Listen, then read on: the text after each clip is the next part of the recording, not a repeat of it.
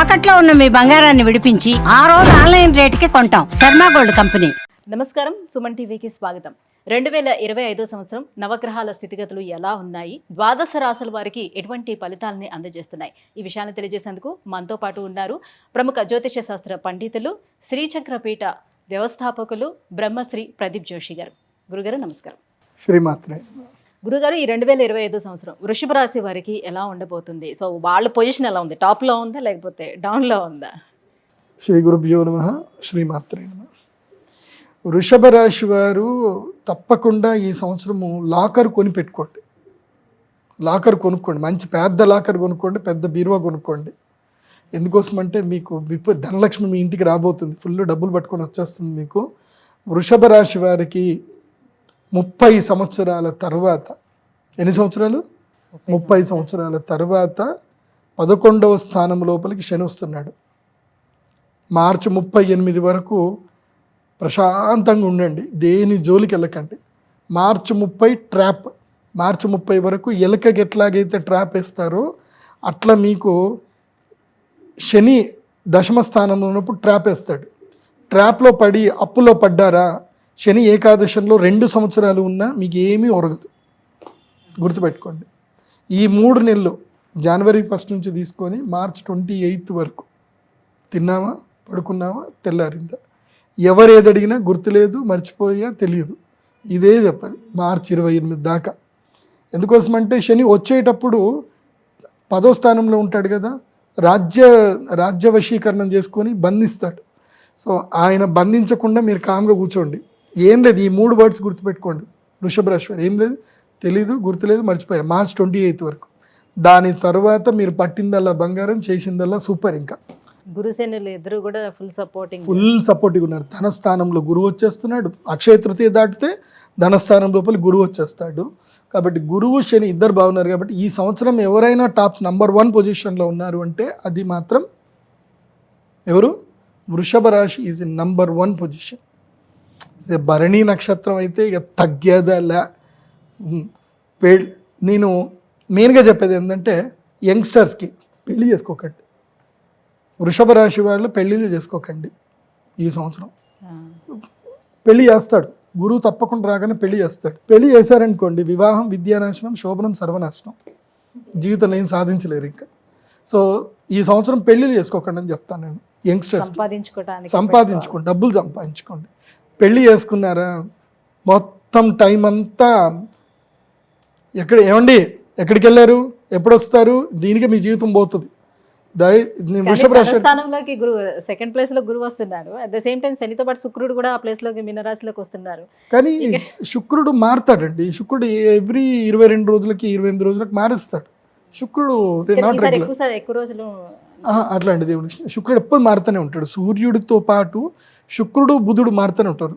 అందుకే ప్రతి నెల రాశిఫలాలు వినాలన్నది. నెల రాశిఫలాలు వినాల్సింది, వారం రాశిఫలాలు వినాల్సిందే. అప్పుడప్పుడు మనకి మధ్యలో వచ్చేసి కమ్మటి గోరుముద్దలు పెట్టి వెళ్తారు వీళ్ళిద్దరు. ఎవరు? శుక్రుడు, సూర్యుడు, బుధుడు. ఈ 3 మాత్రమే మనకి తీయటి గోరుముద్దలు పెట్టి మధ్యలో వెళతారు. ఈ మిగతా ఈ 2 ఉన్నాయే, సంవత్సరం దాకా వీళ్ళు ఎంటర్టైన్ చేయరు. శని 2.5 సంవత్సరాల దాకా ఎంటర్టైన్ చేయడు. ఎంటర్టైన్ చేశాడా, వీళ్ళు వచ్చినా రాకపోయినా ఇచ్చేస్తూనే ఉంటాడు శని. కాబట్టి శని కేవలం 3 గ్రహాలకు మాత్రమే యోగిస్తాడు ప్రతి సంవత్సరం. 2.5 సంవత్సరాలకు ఒకసారి 3కి మాత్రం యోగిస్తాడు. ఈ సంవత్సరం ఇప్పుడు వచ్చింది వృషభ రాశి వారికి. అప్పుడు నా టైం ఆగయా, మీ టైం వచ్చేసింది. నేనేమంటాను అంటే ఈ టైంలో పెళ్ళిళ్ళు చేసుకోకండి అని చెప్తాను. పెళ్ళి చేసుకోవడం వల్ల టైం అంతా వేస్ట్ అయిపోతుంది. ఒకసారి రామ్ గోపాల్ వర్మ గారిది మంచి ఇంటర్వ్యూ చూడండి, చూసినాక పెళ్లి చేసుకోండి. వృషభ రాశి వారు మాత్రం సంపాదించండి. ఎంత సంపాదించాలంటే అంత సంపాదించాలి. కాంప్రమైజ్ అయ్యి కకృతి పడి పెళ్ళిళ్ళు చేసుకోకండి ఈ సంవత్సరం మాత్రం. నేను క్లియర్గా చెప్తున్నా. ఇల్లు కట్టుకోండి. 30 సంవత్సరాల తర్వాత అండ్ అప్పుల పాలు కూడా కాదు, అప్పులు కూడా చేయకూడదు. ఈ హౌసింగ్ లోను ఇవి ఏవైతే ఉన్నాయో ఇవి గుదిబండ. నీవు జీవితంలో ఎదగడానికి నీకు ఏ అవకాశాన్ని ఇవ్వదు చెప్తున్నా. నువ్వు రిస్క్ చేయలేవు జీవితంలో. ఇప్పుడు రిస్క్ చేయాల్సిన టైం ఇది. రిస్క్ చేయాలంటే ఫ్రీగా ఉండాలి. ఇప్పుడు మనం ఒక 5 కిలోల 10 కిలోల బస్తాన్ని మనం మెడలో వేసుకొని మనం పరిగెత్తగలుగుతామా? ఫాస్ట్గా పరిగెత్తలేదు. ఏమీ లేకుండా ఉంటేనే స్పీడ్గా పరిగెత్తగలుగుతాం. సో ఎలాంటి బాధ్యతలు ఏమీ లేకుండా ఫ్రీడమ్ ఆఫ్ థింకింగ్ తోటి వెళ్ళండి. ఇంకా ఎవరికైనా ఏదైనా కమిట్మెంట్ ఇవ్వాలి అన్నా సరే ఆలోచించకూడదు, ఇదేంద్రా నాకు ఈ బాధ్యతలు ఉన్నాయి కదా అన్న ఆలోచించకూడదు, అలా వెళ్ళండి వృషభ రాశి వారు. సో మీకు పట్టిందల్లా బంగారం అంటే అర్థం అదే మీరు ఒక హౌసింగ్ లోన్కో దేనికో ఈఎంఐలకో కమిట్మెంట్ అయిపోయారు అనుకోండి, ఇంకేం ఉండదు. ఈ కార్పొరేట్ వీళ్ళు చేసేది ఇదే, వాళ్ళు ట్రాప్లో చేస్తారు, కార్పొరేట్ ట్రాప్ అంటారు. ఏందో తెలుసా, మీరు జాబ్లో జాయిన్ అవ్వగానే మీకు వెల్కమ్ కిట్ ఇచ్చేస్తారు, ఏదో bank zero balance account welcome kit ఇస్తారు, దాంతోపాటు క్రెడిట్ కార్డు కూడా ఇచ్చేస్తారు. ఇంకా ఇక మనోళ్ళు వచ్చింది కదా ఉద్యోగం అని సర్ర గిక్తారు ఇంకా క్రెడిట్ కార్డు, అప్పై కూర్చుంటుంది. వాడికి కావాల్సింది అదే కదా, కార్పొరేట్ వాడికి కావాల్సింది ఏంది, వీడు లేబర్ లాగా పని చేయాలి, లేబర్ లాగా వీడికి అప్పు ఉంటే తప్ప వీడికి భయపడ్డు పని చేయడు. సో అట్లాగే ఉంటుంది. సో డోంట్ ట్రాప్, దాంట్లో క్రెడిట్ కార్డ్ ట్రాప్లో పడకండి. ఫ్రీడమ్ ఆఫ్ థింకింగ్లోకి వెళ్ళండి, స్టార్టప్లు బిగినింగ్ చేయండి, కష్టపడండి, business thinking, only business thinking అంత బాగా అది చెయ్యండి. వృషభ రాశి వారు నేను చెప్పేది ఏంటంటే తప్పకుండా ఆస్ట్రాలజర్ని కలవండి. ఓకే, నన్ను కలిస్తే ఇంకా మంచిది. ఎందుకోసమంటే ఐఎమ్ బిజినెస్ ఆస్ట్రాలజర్. నేను ఎవరికి ఏది చెప్పాలో ఎటువైపు ఎట్లా పంపించాలో నేను పంపిస్తాను. నేను పరిహార పూజలు చెప్పడం తక్కువ, గైడ్లైన్స్ ఇవ్వడం ఎక్కువ ఉంటుంది నాతో మాట్లాడితే. Because I know the world, నేను ఎకనామిక్స్ నాకు తెలుసు. ప్రపంచం పోకడలు తెలియని వాళ్ళ దగ్గర పోయి మీరు ఏం చెప్పించుకున్నా వేస్ట్. ప్రపంచం పోకడ తెలియాలి, గ్రహాల పోకడ తెలియాలి, రెండు తెలిస్తేనే నడుస్తుంది. సో రండి నా దగ్గరికి రండి, 25,000 పట్టుకొని రండి, నేను చెప్తా పక్కా. గురుగారు మరి వీళ్ళు అంతా బాగానే ఉంది కాబట్టి ఇంకెలాంటి పరిహారాలను పాటించాల్సిన అవసరం లేదంటారా? ఏముంటుంది, గమండి తగ్గించుకోవాలి, గర్వం పెరుగుతుంది, గమండి తగ్గించుకోవాలి. ఇంకోటి గర్వం పెరుగుతుంది. ఇంకోటి భరణి నక్షత్రం వాళ్ళకి ఏంటంటే వాళ్ళు జుకెంగనయ్య అంటారు.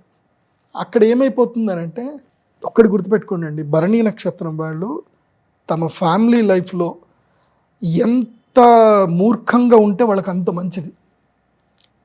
మూర్ఖంగా అంటే పెళ్ళాం పిచ్చోడన్నా సరే, మా ఆయనకి ఏం తెలీదు, మూర్ఖుడు, ఎదవా, ఏమన్నా సరే అంతేగా అనాలి. భరణి నక్షత్రం వాళ్ళకి కృతిగా కూడా అంతే. ఎవరికైనా గుర్తుపెట్టుకోండి అండి, జీవితంలో మనకి బయట ఎక్కడైనా అదృష్టం వస్తుందంటే ఇంట్లో అదృష్టం ఆపుతుంది, ఇంటి వాళ్ళు ఆపుతారు. ఇంట్లో అదృష్టం ఉంది, ఇల్లు బాగుంది, బయట రాదు. ఇది ఎప్పుడూ ఈ బ్యాలెన్స్ అనేది తప్పుతుంది. ఇంట్లో ఎక్కువగా సీరియస్ లేకుండా వాళ్ళు ఏమన్నా సరే నీ ఇష్టం, అంతే నీ ఇష్టం అని అనుకొని ముందుకెళ్ళు, డబ్బులు బయట గెలుస్తావు. ఇంట్లో గెలవలేదు అనుకో, బయట గెలవలేదు. అది బాగా గుర్తుపెట్టుకోండి. అందులోపల భరణి నక్షత్రం వాళ్ళకి గర్వం బాగా ఎక్కువ, పొగరు, కోరికలు, ఆశలు, మాటలు అన్నీ ఎక్కువ. ఎందుకోసమంటే పెద్ద నక్షత్రం అది భరణి నక్షత్రం. భరణి అంటేనే అగ్ని. అది గురుగారు, ఈ 2025 సంవత్సరం వృషభ రాశి వారికి ఎలా ఉండబోతుంది?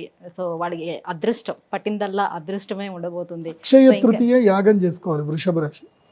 అక్షయ తృతీయ మహాలక్ష్మి యాగం చేస్తే యు మే ఇన్వైట్, మీరు లక్ష్మీదేవిని ఇన్వైట్ చేసినట్టు.